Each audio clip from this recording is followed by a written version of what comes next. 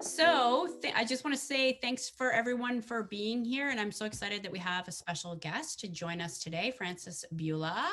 So we're going to put Frances's bio in the chat. I'll just say that Frances is an award-winning journalist who has for many years focused on urban issues and city politics, writing for the Globe and Mail, the Vancouver Sun, and many other outlets, has a very active Twitter account and blog that's well worth checking out.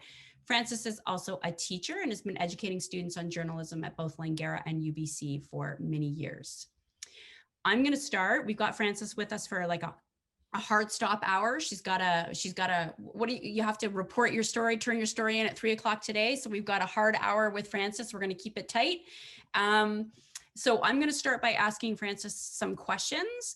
And I'm going to encourage you to also please put your questions for Frances in the chat.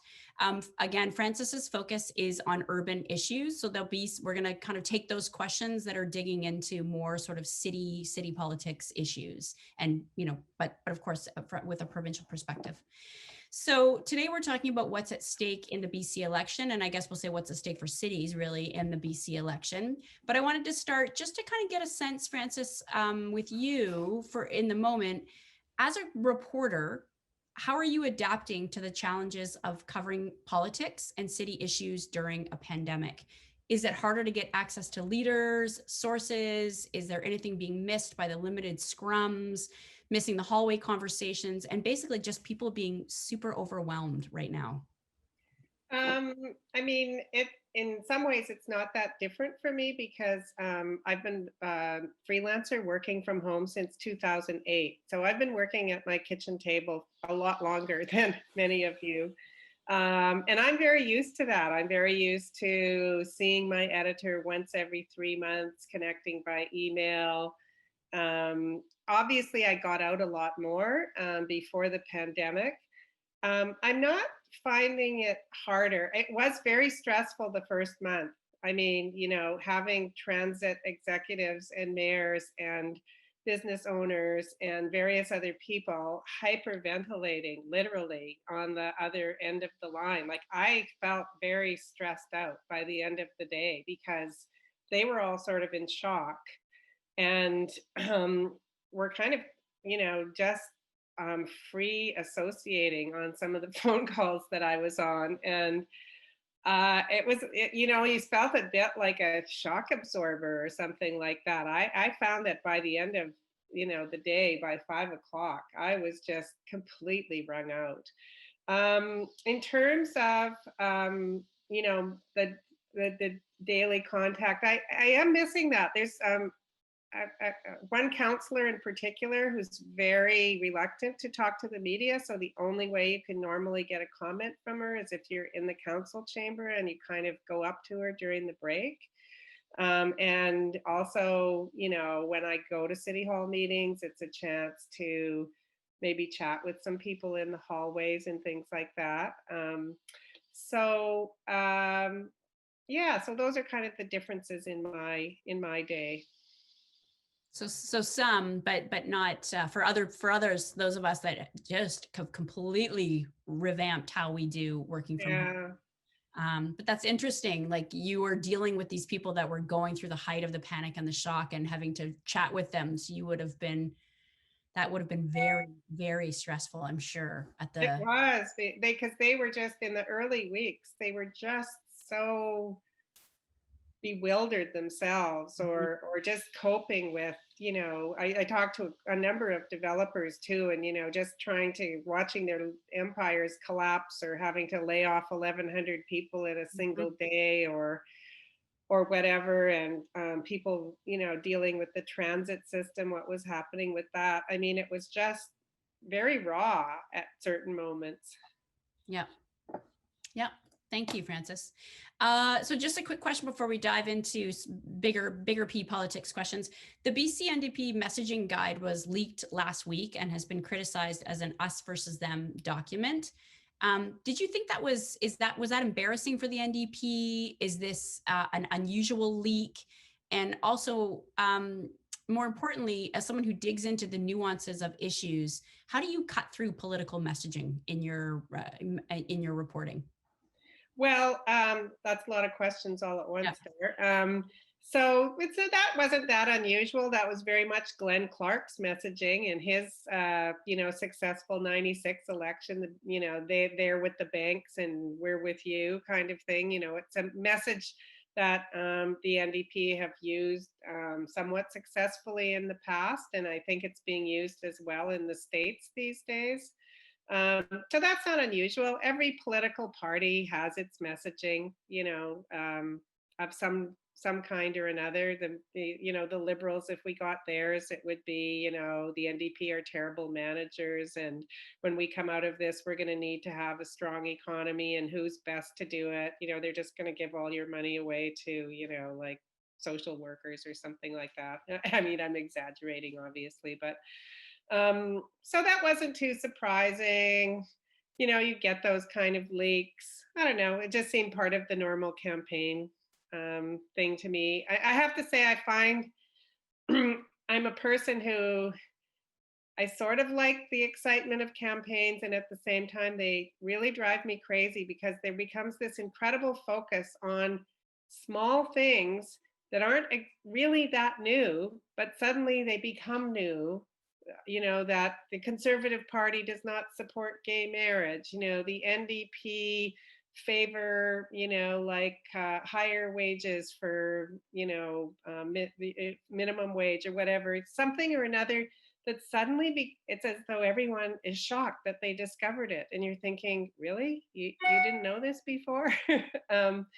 So there's a bit of unreality to it that I find hard to deal with. And so these little leaks and these little things that happen in campaigns, I just find them hard to take because I keep thinking, really, this is how you're going to make up your mind on how you vote? You know, Not me, but maybe some people. Yeah, we had a long conversation a week, 2 weeks ago, actually, on with this group, and maybe we'll get to Linda's question later, but exactly sort of that, getting to that understanding of like uh, the election cycle versus and campaigning versus issues themselves, and how to actually have politicians engage with the questions in a more complex way. But we'll come Well, back. and another thing too is not everyone, but a certain proportion of the population seems to think the election is some kind of Tinder date, where you have to like fall in love with the candidate and think that you want to spend the rest of your life or at least the rest of the night with them. And it's not. It's, you pick, theoretically, it should be about picking the people whose policies match your priorities in life. You don't have to like them. You don't have to be thrilled about their personalities. Yeah, awesome. So, did you watch the debate last night? Well, as I was telling you all, I was trying to watch it on my iPad in bed, but I'm very sick and had taken, a few drugs. So I was nodding off a bit. So I saw most of it. Yeah. Um, Obviously, I caught, some of the highlights of it and certainly watched the follow up. I think I'm probably typical. Yeah. Don't you think I'm typical? I, I I sort of watched it. I think you're typical. I like half watch it and then half watch it on Twitter. Like, Yeah, and yeah, it's kind of like that. yeah. So, what surprised you and what did you think was missing? Like, what were you hoping to hear that you didn't hear? Well, even though I just finished saying I only talk about city issues and it's not my, that's all I know anything about, I'm surprised there was not more discussion of education issues. I mean, there's a lot of teachers who are very upset about the way that, the go back to school has been rolled out. In the last election, and actually this is something that's connected to me, in the last election, one of the reasons Surrey riding swung was because people were fed up with the portables out there. And so there's all these issues of schools not being built in areas where cities have allowed development to occur. And there seemed to be no discussion of any school issues whatsoever. And I thought both the affordable housing and the homeless mental health addiction thing that always gets all mixed up together, even though it's shouldn't be. But in both of those, it was sort of simplistic answers without much depth on each side. Like, just the NDP promising that, saying we've built a lot of housing and we're going to build more, and Andrew Wilkinson saying, oh, but you're not addressing the mental health issues, and that's not really the solution. And really, neither one of those was very satisfying, I think, for the communities that are seeing some real changes in their cities in terms of, just very entrenched camps of homeless people, a lot more visible distress on the streets, and so on. So I didn't hear anything new or interesting there. I mean, Andrew Wilkinson has been focusing on the, oh my God, because of the MDP, there's crime and public disorder. And John Horgan and the NDP have been saying, we're building loads and loads of housing and more than you ever did. So I didn't go beyond that. Yeah, I definitely was expecting to hear way more on education as well. Most of my friends are teachers, and this is the only thing that they I are know. teachers and parents. This is like the only thing when you may. Well, and even if you're not, like I am a step grandparent. And so the fact that my 7-year-old step granddaughter is now back at school in a bubble with 22 kids, like, what am I supposed to do about that? Should I, I don't really know what's going on in the school. I don't know if it means that we should stop seeing our friends because we're now more exposed because of her. I mean, it affects a lot of people. Yeah, yeah, it does. We're dealing with that with my family as well. I've got a mom who's immunocompromised. Same thing. She's like, I can't see my granddaughters anymore because of the whole Well, bubble. because I don't even know what the rules at the school are. Like, supposedly they're in a pod of 22, but then they all go out for recess. And I don't know, as far as I know, they're all just running around together. I don't really know what the rules are. And I feel like, and I think a lot of people feel this way, we're not totally sure what would happen if there was an outbreak. It sounds like there Mhm. hasn't. Well, no, it does sound like there have been outbreaks in a couple of North Shore schools, but very confusing information about it. So, and that's a huge part of our social system. Like, so many people are in contact with families with kids. So it matters what's happening in those schools. Yeah, totally. Totally. Maybe I'll just circle back if I could, Francis, to what you were saying about the homelessness, the housing, because that is such a huge issue in cities right now. So recently, as you know, and you wrote about, Vancouver City Council's approved 30 million to house homeless people in vacant hotels, apartment buildings, SROs. Critics want more from the city, and BC mayors want the province to do more than just housing to tackle homelessness, addiction, mental health issues. Mhm. What needs to change for us as a society to apply an ethic of care towards our most vulnerable? And also, I'm curious about what you touched upon in terms of that, what cities can do versus what can happen at a provincial level, to because this is a problem that will require better collaboration. Yeah, and I mean, it is the thing that, a number of urban mayors formed a kind of coalition and had a news announcement, and it was their number one issue was affordable housing, which they put on one side, and then sort of mental health um, and addiction issues on the other, or they were sort of number one and two together. So it's the thing that's really, one of the biggest issues in cities, and that's not really their jurisdiction. People don't like to hear it, but realistically, cities only have the power to collect property taxes and maybe some user fees. And that's supposed to be for providing services to the residents. It's not supposed to be for running mental health services, addiction services, and generally it's been seen as it's not really it's beyond their capacity to provide housing because it's so expensive. I mean, the city spends $1 billion a year on services, which sounds like a lot, but really, if you were to spend that on housing, it would house 1,000 people. And we've done that. We've opened up 1,000 units at various points in various years, and it barely makes a dent. So the amount of spending that needs to be done on housing, it has to come from the province and the federal government. And realistically, BC is one of the best provinces in Canada in terms of housing. They have been all the way through, except for a blip right after the Liberals were elected in 2001, when they decided they weren't going to fund social housing at all anymore. And then homelessness skyrocketed. So then they started funding social housing, but only for like, you know, people who were in really sort of dire circumstances. But really, it has to be federal and provincial governments that do it, because they have the money, you know, and they have the revenue tools. And I've been covering this issue for almost 30 years, and for a long time, I was like, what? Why does no one ever do anything? Like, everyone in my world cares about housing. Why doesn't the government ever do anything? The federal government in particular. And you could see maybe why the conservatives didn't. You know, it didn't fit with the philosophy of, you all pull yourself up by your bootstraps, except for the worst cases, and then we'll put you in an institution or something like that. But even the Liberals, they came in promising housing money, and they've really put out very little. And what I've come to realize is housing does not give you very good political bang for your buck.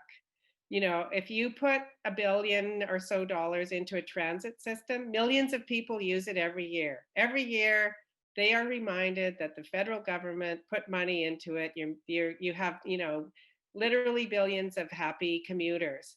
When you pay for, you put $1 billion into housing, as I said, I think you house 1,000 or 10,000. I don't know. My zeros are probably off. But you house a finite number of people. A huge crowd doesn't go in and out of that housing. It's limited to, you know, those a kind of a restricted group of people who actually probably don't even know the federal government built it. They don't certainly go around saying, hey, you know, look at the federal government and what they did. So, you know, I've actually had housing providers tell me that federal people will say, you know, we just don't get enough credit for what we do. And I've finally come to realize that they have good intentions. They come in, they look at the housing issue, they promise money, but then they realize, like, to move the dial 1 millimeter is going to take so much money, and we could really get a lot more kudos, media attention if we put that money somewhere else.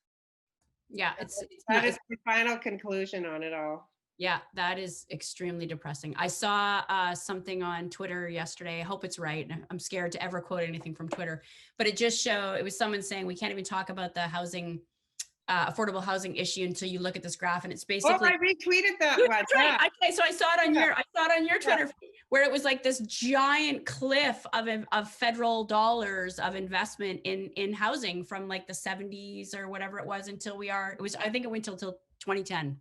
Yeah, and that's why you have to give both the Liberal and NDP government some credit that they have consistently kept up a better housing program than maybe any other province, except maybe Quebec. The Liberals, not as much. The NDP have always put more in consistently over the years, but even the Liberals started, you know, getting on board because they were getting mayors in Prince George and Kelowna and Fort St. John talking about homeless problems, and they decided to do something about it. So they deserve some credit for that. But boy, it's a hard political sell everywhere else, it seems like. Yeah. And and it seems to be an issue that the amount of effort required to really actually fix it is huge. Yes. And like the city's going to put in 30 million, and that's on top of a lot of other money. Like a few years ago, they gave $25 million of land to a consortium of nonprofits and co-ops to develop housing. They've got 2 pieces of land really close to where I live at Main and Broadway that are being developed for social housing. Like, the city is putting cash and land into housing at an incredible rate. You know, I think the only reason there isn't a taxpayer revolt is people kind of don't realize it. But honestly, like, hundreds of millions of dollars of Vancouver assets have gone into trying to deal with the housing problem. But it's a crushing load for a city of property taxpayers to try to cover. Yep. Yep. And I think that is, yeah, as you say, that issue of jurisdiction is Yeah. kind of constantly coming up, and sort of a lack of understanding around that. Okay. We could talk about this for the entire hour, but I'm going to go on and talk, get your thoughts on the future of our transportation system. So where are you seeing fragility in our transportation system in BC? Where are you seeing resilience? And what are your thoughts on sort of the future of transit in BC? Well, up until the pandemic, we were like the success story of North America. You know, TransLink was like we had the fastest growing system at a time when other cities in the States in particular were seeing actual declines in their transit system. We were just growing at this phenomenal rate, and greater than the rate of population increase in the region. So we weren't, it wasn't just that, oh, well, more people are moving here, so proportionally, but proportionally it's the same. It was they were gaining kind of mode share. Now, with the pandemic, of course, everything is out the window. And I have to say, BC Transit, I've been really impressed with them. I've been in all these small towns this summer as I'm re-exploring BC, and I'm amazed at some of the places that have buses these days that I would never have thought of, like Creston, where I had my first newspaper job, and there's now a bus between Courtney and Cumberland, of all places. And so I've been quite impressed with how BC Transit is trying to improve service. But obviously the issue right now is transit depends on volume. That's I remember Kevin Desmond, the CEO of TransLink, said, transit is not a pretty thing. It's about moving people around, in mass numbers. It's not going to be a limousine service. And you don't have the volume. It's not as bad as some people think. I think they're still getting 450 or 500,000 a day, and particularly weirdly in south of the Fraser, because within Vancouver, people can ride or walk or ride their bikes or walk to work in a lot of cases rather than taking transit. In the suburbs, they often can't. So if they don't have a car, they're really dependent on transit to get to their frequently what's a service job, something where they have to be there in person. So actually the ridership in Langley and Surrey has rebounded much more quickly than in Vancouver or Burnaby or something like that. So, I mean, I think that once this is all over, the pandemic, once we can move around normally again, it will come back, but everyone's waiting to see how cities are going to evolve. Are some jobs permanently going to stay home? Permanently be assigned home, or is there going to be a certain movement of people out of the city to smaller towns and rural locations because they feel that they can work from home? So people are waiting to see what's going to happen. But cities have gone through some pretty amazing cataclysms over the last 10,000 years, and there seems to be this desire for people to agglomerate for various reasons. It's hard to imagine that's totally going to go away. But I think everyone's waiting to see how will it sort of reshuffle slightly. And then transit systems might have to change a bit based on that. There might be more suburb to suburb traffic that needs to be served, rather than kind of all lines coming into downtown or something like that. But, what I've heard some people say is, even if downtowns lose some office space, probably what they'll do is gain more cultural entertainment, sports, other things like that. They'll become more like festival playgrounds or something. And people will want to go there because that does seem to be a very common thing that people love to do, is kind of come to one place where you feel other people around you, and you have a sense of being in this fun crowd. Even if you're not doing things with those other people, they're around you. So Yeah, it's eventually we're going to figure out how to be around each other safely one way or another. So I love talking about cities, but I want to talk a little bit about which talks about cities also. So small to medium enterprises. So I don't, I don't know if everyone necessarily, I learned it myself a long time ago, but small to medium enterprises are the largest employer in the province. Yeah. 95% of people are or were employed by small or medium enterprises. Are we failing our SMEs? Are we doing enough? What else should we be doing? Well, I mean, it depends on what you're talking about because SMEs, that covers a really broad range all over the place. It can be a suburban, tool making factory. It can be a distribution center. It can be a little restaurant downtown. It Yeah. can be a fashion store and a mall outlet. So it sort of depends what you're talking about. I'm thinking like main streets, like Yeah. to the cities. Yeah. So yeah, so those main streets in cities and even like in suburban neighborhoods. I mean, Moncton Street in Steveston, and the little street in Fort Langley that everyone goes to. I mean, those are people again that those give people a sense of identity, of belonging to their community. They bring people together, and for sure, what I'm hearing a lot of people who've looked at cities for a while saying if you want those to function, cities are and provinces to a certain extent, but really cities are going to have to drastically change certain things because as the two biggest problems that local businesses have is number one, the permitting process at cities. Most often Vancouver is cited, but it's not the only one, which can take forever. I wrote a story about some little grocery store that someone was trying to start up where it took 6 months because they kept going in just to get their building permit. They didn't open within 6 months. That was just to get their building permit so they could start renovating. So eventually they could open.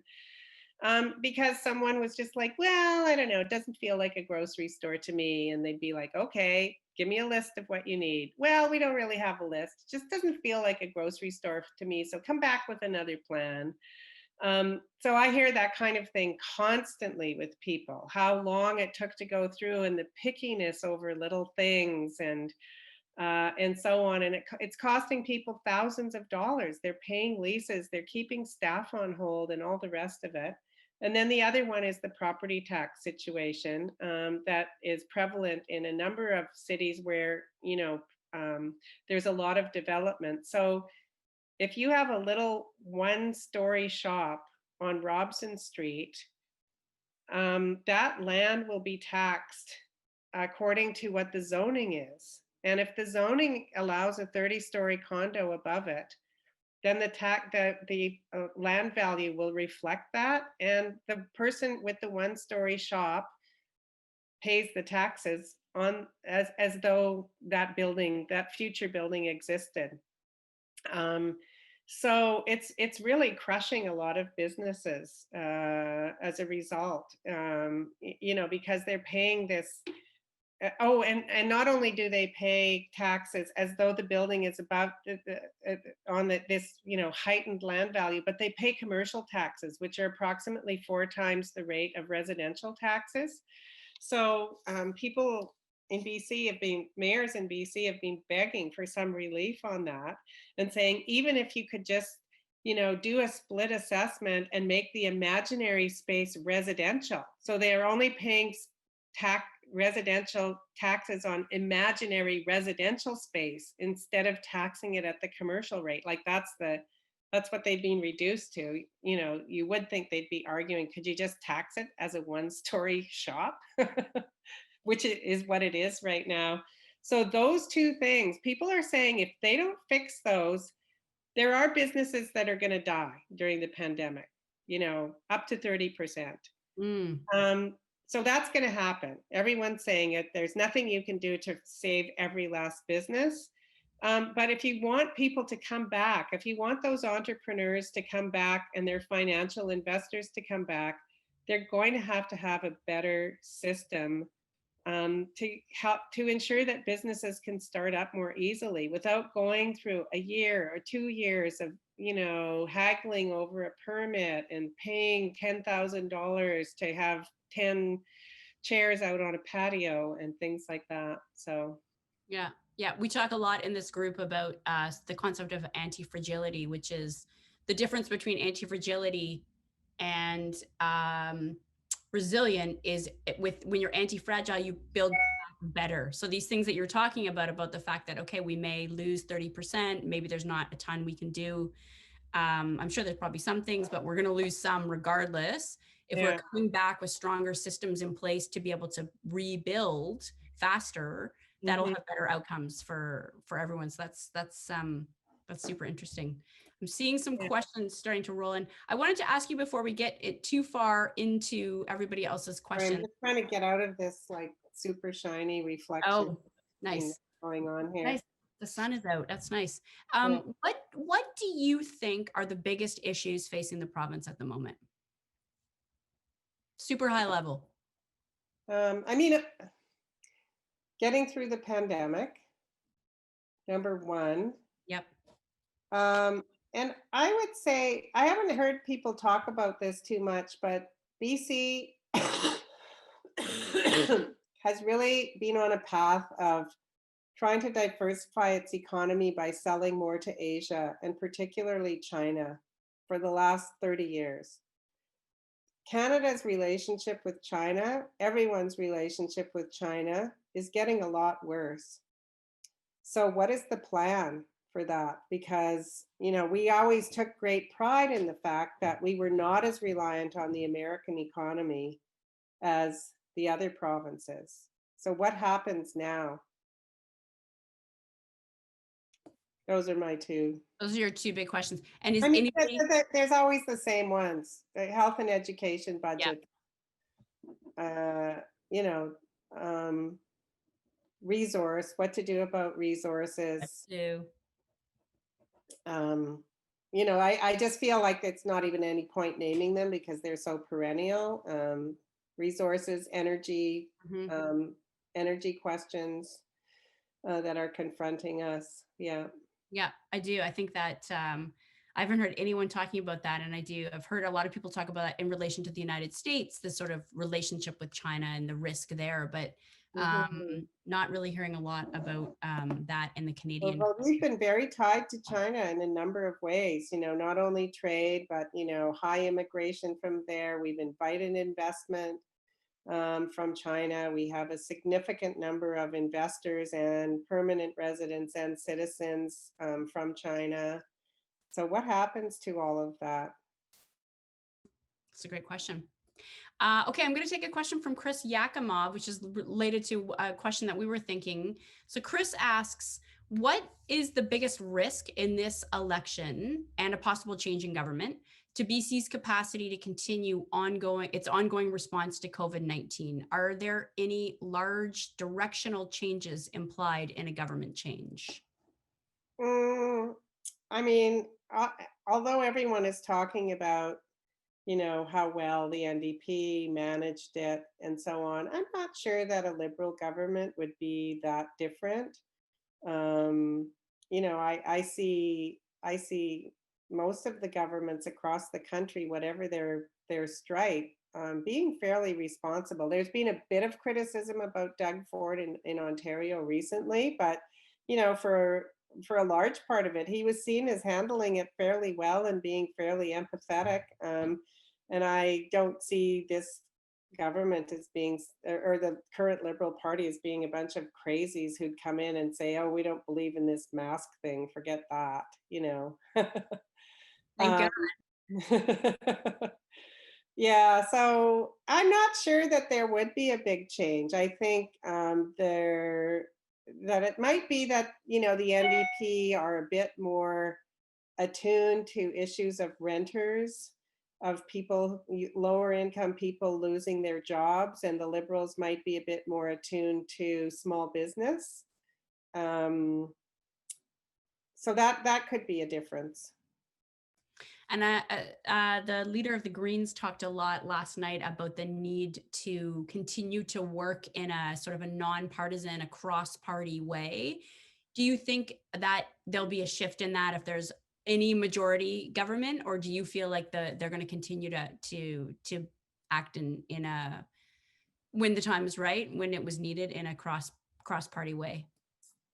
I do wonder about that. I mean, one of the things when I covered Vision Vancouver and Vancouver, at City Council was because they had such resounding majorities, although they would never say it publicly, privately, their attitude was those people protesting against us, not our voters. We 80,000 people voted us in to do this. We're going to do it. We don't care about the rest of you. Like, by and large, I don't think what they did was terrible but I do wonder if they have a bigger majority, if they'll be less collaborative seeming than they have over the past 3 years, for sure. Because I know that there are people in that party who would have the same attitude as what I witnessed at Vision. And, it's not that the left uh, has any kind of dibs on that. I mean, that was clearly the Christy Clark government and the Gordon Campbell government. That was their attitude. Hey, we got voted in multiple times and you can all go piss up a rope, people who disagree with us. I love that phrase, piss up a rope. That's awesome. What are your thoughts on the opioid crisis right now? Everything we've got, it's not just happening in Vancouver, it's happening in cities across the province. Uh, where are we missing the mark? What more do governments need to be doing?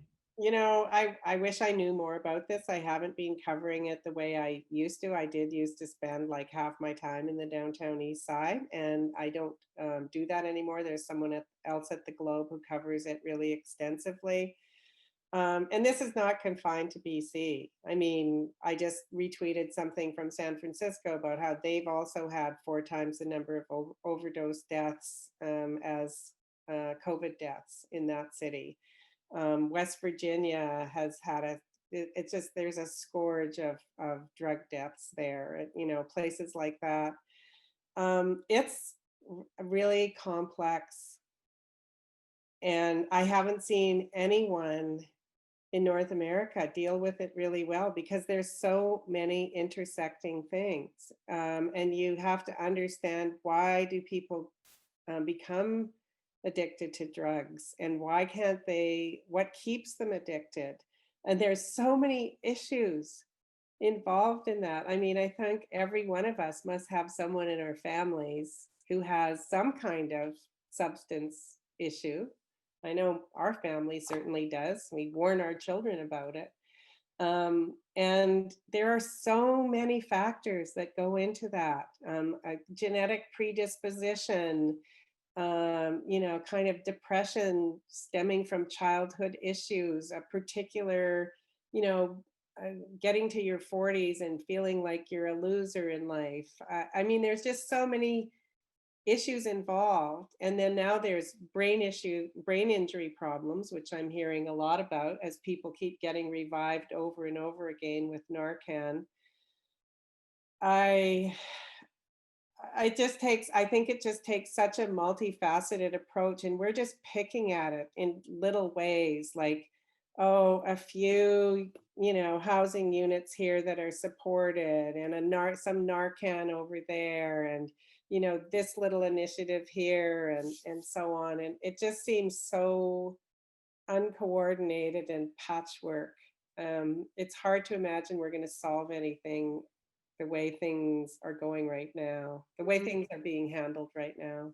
Yeah, I mean, I was following your Twitter feed last night when you were following the Yaletown Right. ops site, and sort of like what uh, what is the sense that you're getting at the city level about different people's appetite to respond, and the whole NIMBY bit, and like how do we within even a city environment start responding to this issue better? I mean, it's really hard. It was kind of discouraging listening to both sides yesterday, because one side at the extreme end was, these people are the scum of the earth. Why are you even spending any money on them? And the milder version was, I'm so scared I can't leave my house because these people are around everywhere and they might attack me. But then the response from others is, oh, well, you just need to learn about the root causes and be more tolerant. Well, if someone genuinely feels frightened, I don't know that that's actually an answer that's going to work for them. Um, and you can't just dismiss people's fear. You can't talk them out of being fearful. It reminds me of my husband when sometimes I'll say, "Oh, I'm really hot. The house is too hot." No, it's not. Well, actually, if I feel like it's hot, you're not going to talk me out of this one.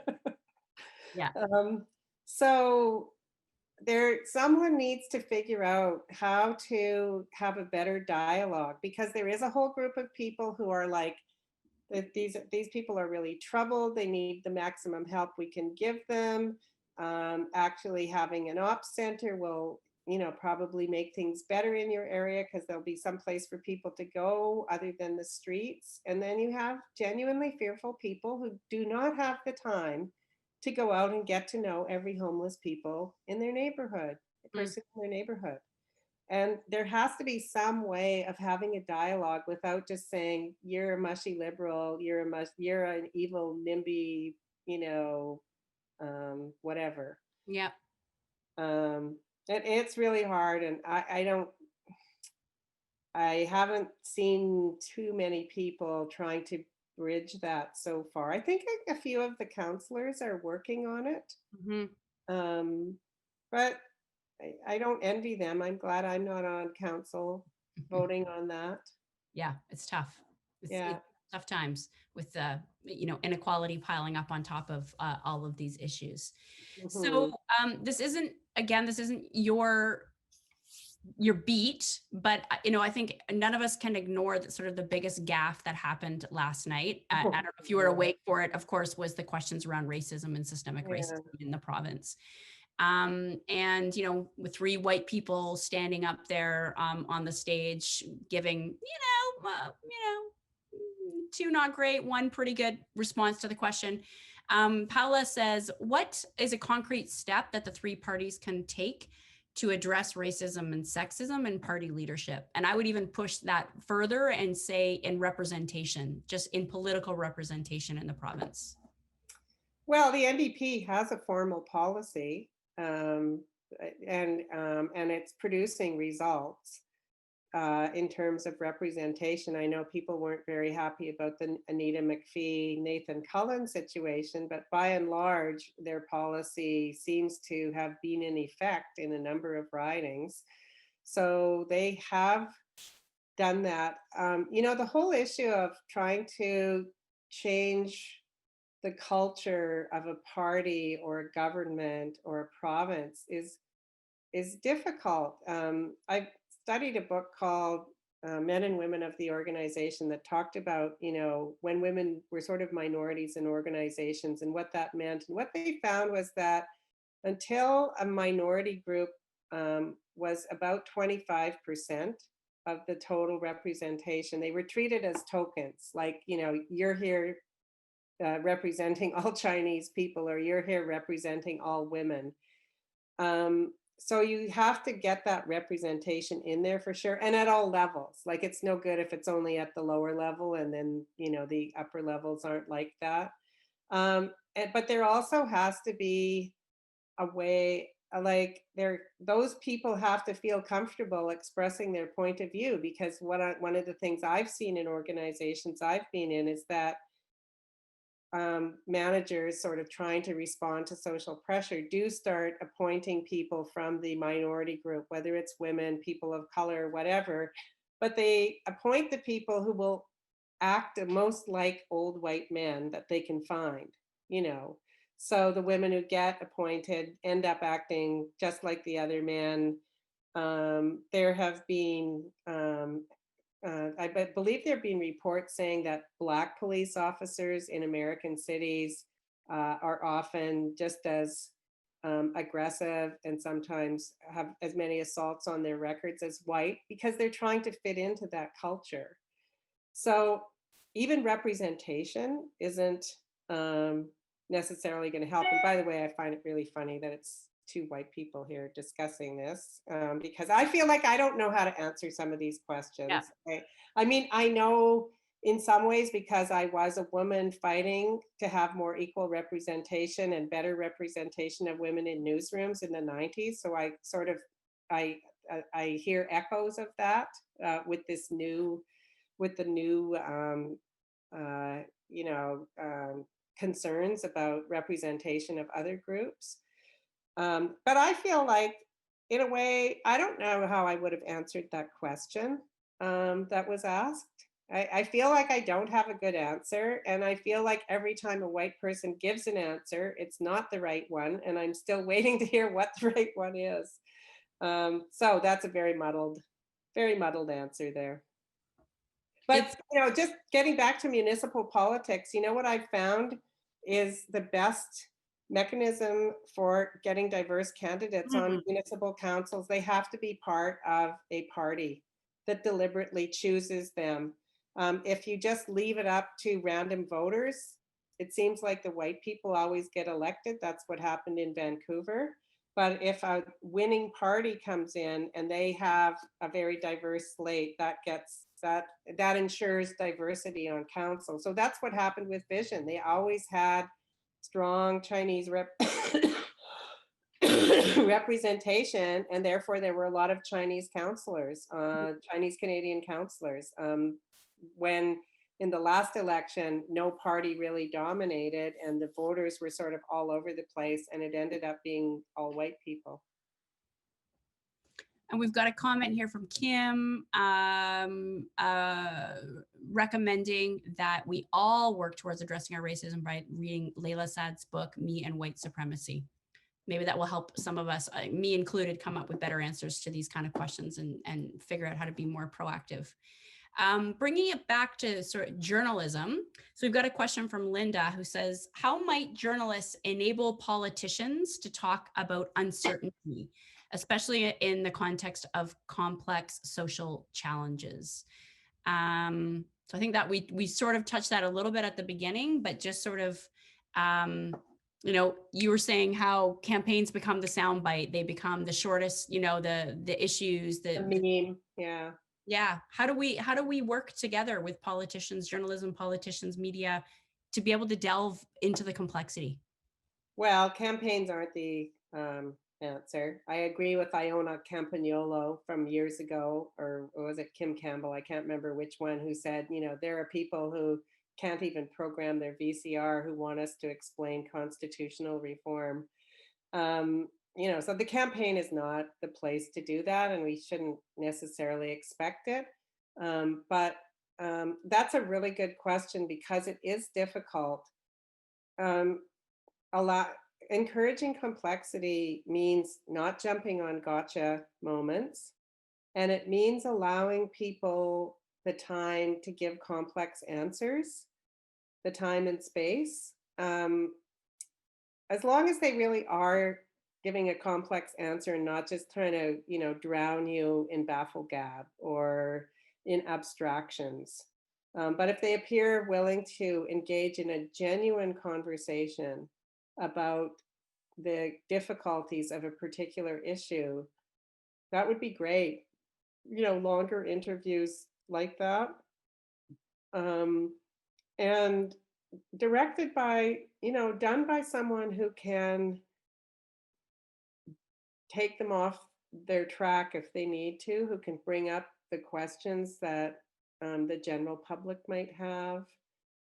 One of the problems when political interviews happen is sometimes it's all a group of insiders who already know everything, and they're not necessarily able to, they don't even think of the questions that the general public might have about, well, how is this actually really going to work? And just like I said with the overdose prevention site, you can't just talk people out of being fearful. There has to be some effort to try to understand why people are where they are.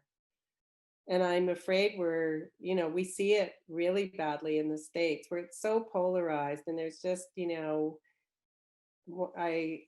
I was phone canvassing actually in the States on the weekend, and the level of polarization is just so frightening, where no one is willing to listen to the other side whatsoever. So we're not there yet, and we're lucky because of that. And it was a relatively civilized debate last night. So, if you can have more of those, which did get into some issues, Um, yeah, that's my not very profound answer. Well, more dialogue, more conversation, giving people the opportunity to build empathy, to understand each other. Yeah, like just in doing whatever we can to reverse polarization. It just seems to be getting worse, not better, you know, and And I think all of us like learning not to lose our tempers and try to understand where people are coming from. A topic or a strategy I'm still working on. I hope to master it sometime before I croak. yeah. Okay, last question. This is Doug came up with this question. You're a journalism instructor at Langara and an adjunct professor in the School of Journalism at UBC. What career advice do you give to young journalists going into the industry, experiencing more and more layoffs, precarity, fewer and fewer publications? And what is giving you hope in the Canadian media landscape right now? Just kind of even linking back to the diffusing polarization. Where is there glimmers of hope?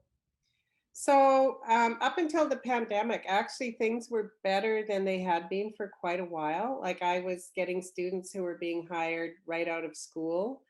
It was sort of like a whole lot of boomers had retired, and newsrooms were starting to kind of rehire, and they were looking for younger people. And it was feeling really good, a year ago, in terms of where our students were going. Uh, and I'm hopeful that it will get back to that. I mean, one thing about world disasters is it is great for readership and viewership, I have to say.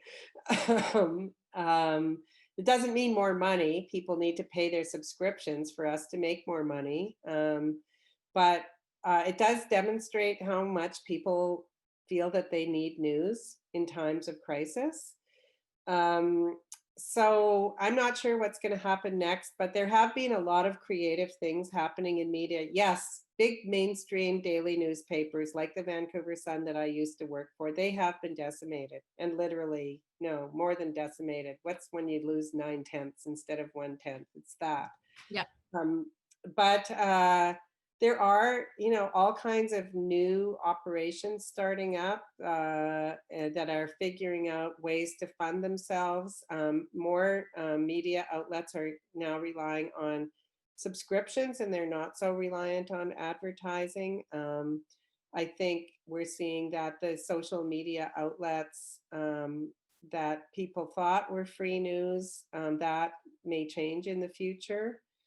Uh, so so that's what's been happening, and that's what I've been able to tell our students. What I find really encouraging is the people coming in are so thoughtful and they're so dedicated, and they know that they're not just going to slide into some $90,000 a year union job, because those don't exist anymore. It used to be that journalism school, you'd get all kinds of people who were just like, I'm going to go through this for a year or two, and then I'm going to sit on a back desk and fix commas for the rest of my life and get a really nice pension. And, people know that that's not the way it works anymore. So the people we come in, they have realistic understanding of what the contemporary media scene is. They really want to, they have a real dedication to the mission of journalism, like telling stories, informing people. Sometimes they want to be advocates, and we tell them, if you want to do that, use journalism school skills to do it, but don't think that that's should be in a newsroom. Um, but no, I'm hopeful. Every time I teach a class, they're so smart and they're so thoughtful, and they come up with such interesting ideas. And I have a lot of international students, so they dig stories out of the city about the Chinese subcommunity or the South Asian subcommunity or the gay refugee from the Middle East subcommunity. Stories that a lot of mainstream newsrooms don't do, because they don't have that kind of reporter in their newsroom. When I work with these students at UBC or Langara, I get that access to people who have really different sources and frames of reference from me, and it's been fantastic for me. Amazing. Okay. Well, I'm looking at the time. I want to be conscious of your time and the fact that you've got to file a story in an hour. This was so great, Frances. Thank you so much for Yeah, being thanks with for all us. the great questions. There's Yeah, more rolling in, and I'm sorry we didn't get to everybody's questions, but really appreciate you taking the time to be with us today and help us think about the issues in a different way. And I hope you feel better. great. Thank you very much. I hope I'll feel better someday too. It hasn't happened yet, but I'm very hopeful that by the end of the year, this cold will be gone. Oh my God, it's the never-ending cold. Okay. Well, Thank you, Frances.